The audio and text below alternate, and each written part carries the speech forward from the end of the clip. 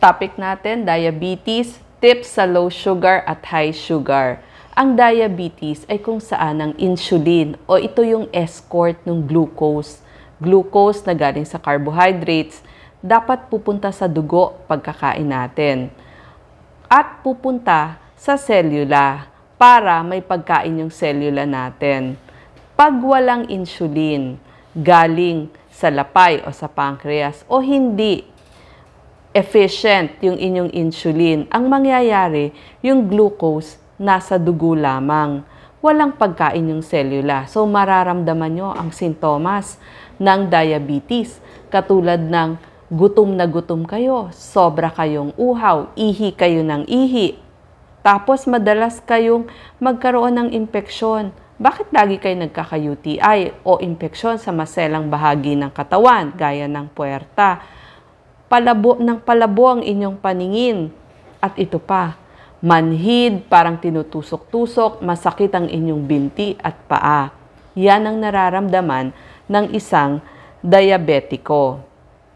Maraming mga gamot na binibigay. Ang doktor na kailangang puntahan natin ay tinatawag na endocrinologist o yung mga diabetologist. Sila yung doktor sa diabetes. Pero isang tip ang kailangan mo. Kailangan mo ring magpa-check sa ophthalmologist o doktor sa mata dahil pag matagal ng diabetes, nagkakaroon ng komplikasyon sa mata. Kailangan mo rin ipa-check sa iyong endocrinologist o sa iyong doktor ang iyong paa kada check-up kasi nagkakaroon ng problema sa paa at marami pa. I-discuss natin yung complication. Maraming mga gamot na binibigay ang inyong endocrinologist. Sila na lang po ang magpapaliwanag. So, dyan nyo kinakailangan ang mga payo ng inyong doktor. So, dito nyo naririnig yung mga metformin, sulfonylureas, acarbose, yung mga nag-e-end sa glitazones, leptin, flozin, at syempre, yung nabigyan na ng insulin. At meron ding mga combination. Kapag umiinom na kayo ng gamot or nag-i-inject na kayo ng inyong insulin, nangyayari din ang pagkakaroon ng low sugar at high sugar. Unahin natin ang low sugar. Kapag nagkaroon kayo ng mga ganitong sintomas, bakit gutom na gutom kayo? Pawis na pawis kayo. Hindi lamang to sa pasyente. Kung meron kayong kasama sa bahay, pamilya, kaopisina, tignan nyo rin ang inyong kasama na diabetic. Baka nararamdaman niya ang pagiging gutom, pinagpapawisan, nanginginig, parang ninenervyos na siya. Irritable, mainit yung kanyang ulo, pero parang lutang or kaya sasabihin niya masakit yung ulo niya. Ang dahilan, baka konti ang kinain, napasobra ang inject ng insulin, or napasobra ang kanyang ehersisyo at yung mga umiinom ng alak. Ano ang ibibigay ninyo na pag emergency na? Or bago dumating ang emergency, pwede niyong bigyan ng kalahating tasa ng fruit juice or kaya ay kalahating tasa ng soft drinks. Hindi kailangan dito yung diet. Pwedeng regular soft drinks. Pwede rin isang kutsarang asukal or honey or candies. Example ng candies, pag sa Amerika, binibigay nila 6 na pirasong lifesaver. So tayo kung ano yung makita natin sa table. Mga 3 hanggang 6 na pirasong candies. At after 30 minutes, pwede nyo nang pakainin. Kung umokay na siya, pwede nyo nang pakainin ng half sandwich katulad ng cheese sandwich or peanut butter sandwich at bigyan nyo na rin ng isang basong gatas. Kung meron kayong low-fat milk or skim milk, na pwede rin yon. Ang high blood sugar naman ay pwede rin mangyari sa mga diabetic. So, kailangang i-check palagi ang blood sugar kapag ang isang diabetic ay may sakit dahil nai-stress yung katawan nila kapag sila ay may sakit. Ito ang sintomas na nararamdaman. Uhaw na uhaw, tuyong-tuyo yung kanilang bibig, mabilis yung hinga nila. Tapos yung kanilang breath, amoy prutas, parang amoy acetone. May kakaibang breath na maaamoy kayo na galing sa kanilang hininga.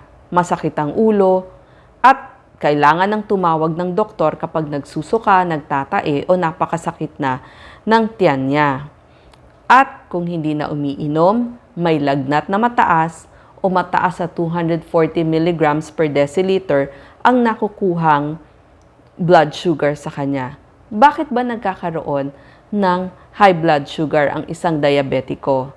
Maaring hindi niya alam na diabetes pala siya, yung mga hindi nagpapacheck, hindi nakapag-inject ng insulin.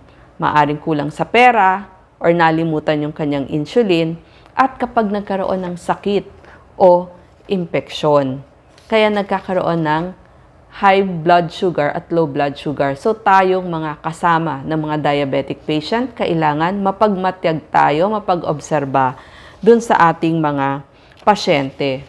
Nakakatulong din ang pagpapacheck sa mga patients. Isama nyo na sa check-up nyo. Di ba may blood test na kayo? Pwede nyo na rin isama yung pag-check ng ketones. Bakit ba kailangang i-check ang ketones dun sa inyong laboratory exam? Kasi kapag kulang ng insulin, gagamitin ng katawan yung fat o taba bilang pagkukunan niya ng energy. So maglalabas ng ketones yung katawan mo. Dun ka mahihilo, magsusuka. Ano ang kailangang gawin? Dalahin agad ito sa doktor. Ito yung mga pagnakuhanan na napakataas ng sugar. Kasi maaring kailangang itaas ang insulin o painumin ng maraming tubig. Pag sa ospital, lalagyan na yan ng swero. Kasi para hindi na maglabas ng more ketones. Kasi nangyayari nga ketoacidosis. So, kailangan magamot agad yan. Ngayon, tatanungin niyo ako, bakit ba kailangan gamutin ang diabetes? Kasi po, ito ang magandang incentive kung bakit kailangan gamutin ang diabetes. Yung risk nyo ng pagkakaroon ng pagkasira ng mata, na tawag na retinopathy, na laser lamang ang kagamutan, mabababa ng 45%. Yung pagkakasakit nyo sa kidney, maibababa ng 56%. Yung sakit sa ugat o nerves, maibababa ng 60%. Pati yung pagbaba ng cholesterol o yung maibababa yung risk ng pagtaas nyo ng cholesterol. Mabababa na rin yung risk nyo ng pagkakaroon ng stroke at heart attack. Ano ang komplikasyon kapag hindi ginagamot ang inyong diabetes? Or ito naman, pwede rin gawin ng isang diabetic. Ingatan nyo ang inyong paa. Foot care. Kasi problema ng marami, wala nang pakiramdam ang kanilang paa. So, i-check ang paa kada ligo. Tignan nyo kung may sugat, kung may blisters, kung may paltos, kung may ingrown, at may alipunga. Number 2, lagyan palagi ng lotion. At kapag may sugat, lagyan ng povidone iodine. Number 3, huwag magpapaa o magyayapa. Kailangan nga, lagi kayong nakamedyas para maiwasan ng pagkasugat sa paa. Sapatos, kailangan maluwag at sarado. Huwag ho kayong mag-open shoes, masusugatan ng paa nyo. Bawal din ibabad ang paa sa mainit na tubig kasi wala na itong pakiramdam. Pwede po ang gentle foot massage, lalagyan ng lotion. At sabi ko nga, kapag check-up nyo sa inyong doktor, ipacheck na rin ang inyong paa. Ngayon, sa mata, problema ng mga diabetic ang kanilang mata. Kasi yung maliliit na ugat doon sa mata ng diabetiko ay pumuputok. So, magpepeklat yon. Usually may peklat dun sa ilalim ng retina ng mata. So, ang nangyayari, humihiwalay at nagiging blanco ang inyong visual field o yung paningin ninyo. Ang tawag dito, retinopathy. Laser lamang ang gamutan dito. At napansin nila yung mga diabetic, twice more common na nagkakaroon ng glaucoma at common din sa kanila ang pagkakaroon ng katarata. Number 2 na komplikasyon. Next na complication, nephropathy, yung perwisyo o pagkasira ng ugat na sa kidneys. Next, nagkakaroon din ng impotence. So, kailangan natin dito ang tulong ng counselor, marriage counselor, at ng inyong urologist. Meron din ako mga tagubilin sa pasyente or dun sa mga caregivers o nag-aalaga o kasama sa bahay o kamag-anak ng isang diabetic. Number 1, i-check palagi ang blood sugar. Kung kaya naman ng budget, sana 2 to 3 times a day. Mag-check kayo ng inyong blood sugar. At number 2, mag-inject ng insulin ayon sa sinabi ng inyong doktor. Kung once a day ba yan, twice a day, sundin po natin. Number 3, i-record ang nakuhang blood sugar pag-check ninyo. Pati yung dosage ng insulin or gamot na iniinom ninyo. At kung meron kayong kakaibang nararamdaman, i-note nyo palagi. Number 4, kumain ayon sa schedule. At saka kung meron kayong nutritionist, mas mainam. Kung ano yung meal plan na ibinigay sa inyo. Iwas na sa matatamis. Bawasan nyo na ang proteinang kinakain. Number 5, kailangan din yung ehersisyo. Kung pwede nga mag-test kayo bago at pagkatapos ng exercise, mainam din yon. Pwede kayo maglakad-lakad or mag-gardening. Number 6, maglagay lagi ng lotion at inspeksyonin ng paa.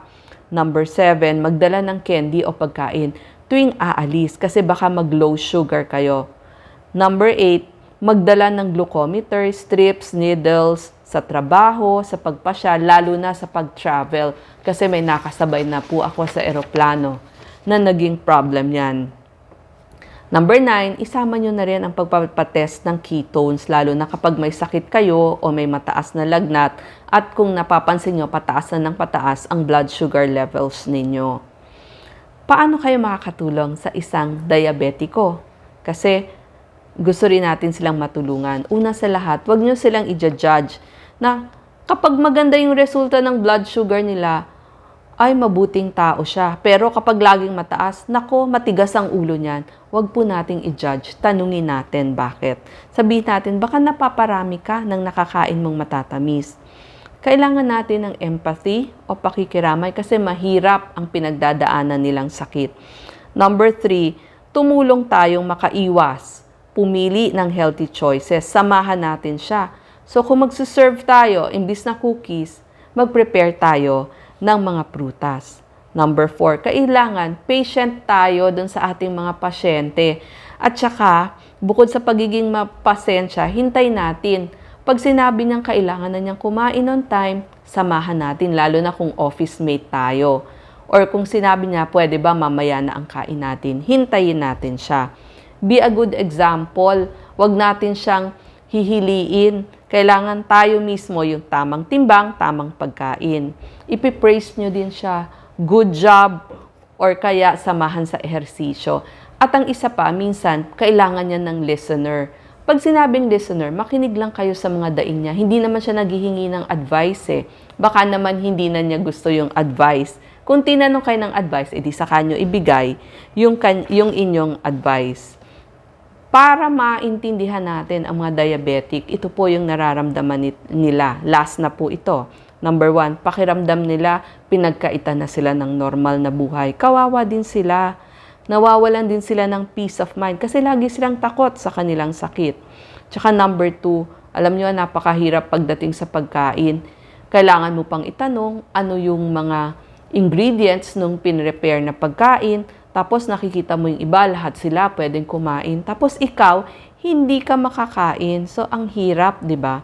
Number 3, masakit din naman palagi ang sugar testing. Although ngayon, meron ng hindi gaanong masakit. Pero syempre, test ka ng test, maabala din yon. Bukod pa sa mahal, isipin nyo na lang kung kayo yung may diabetic. Isipin mo na lang para kang nagtutoothbrush or nagpo-floss. Parang kailangan mo na yan sa pang-araw-araw mo.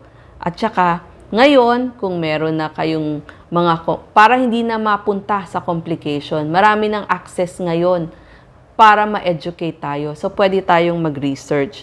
At number 5, kung feeling mo, yung doktor mo, hindi sila connected sa isa't isa, kumuha ka ng isang team ng doctors na nag-uusap-usap para hindi pa iba-iba ang paggamot sa iyo. So, ito lang po yung mga tips natin. Sana nakatulong tayo sa mga patients at sa mga kamag-anak ng diabetic. Salamat po.